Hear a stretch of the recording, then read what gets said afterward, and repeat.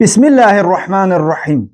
Bildiğimiz gibi mübarek Ramazan ayında bir sıra əməlləri icra etmek daha güzeldir. Elbette o əməlləri ilin istenilen vaxtı görmek Allah tərəfindən sevilen əməldir. Ama mübarek Ramazan ayında xüsusi önəm və mükafat Allah tərəfindən bəndələri almış olur.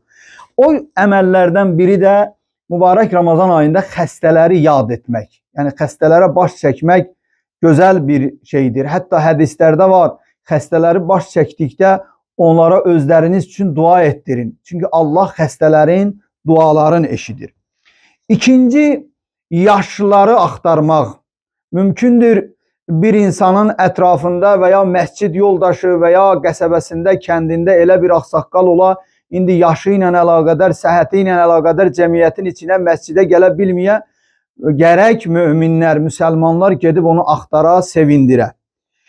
Üçüncü, yetimləri axtarmaq, yetimlərə pənah olmaq, yetimlərə xidmət etmək. Hədislərdə qeyd olunub, hər kim bir yetimi sevindirsə, yetimin göz yaşını silsə və onu sevindirsə, Allah qiyamət günü onun üzünü daima güldürəcək və nurani edəcək. Və dördüncüsü, mübarek Ramazan ayında öz ölenlerimizi yad etmeyi bize tövsiye edilir. Çünkü mübarek Ramazan ayında Kur'an okumağı, dünyadan köçen valideynlerimiz için, yakınlarımız için Kur'an okumağı unutmayaq.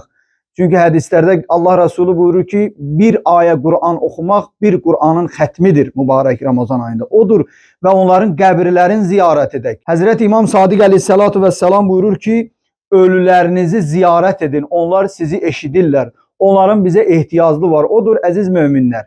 Bu ayda öz dünyadan köçen valideynlerimizi ve vətən yolunda şehit olan kardeşlerimizi heç vaxt unutmayaq.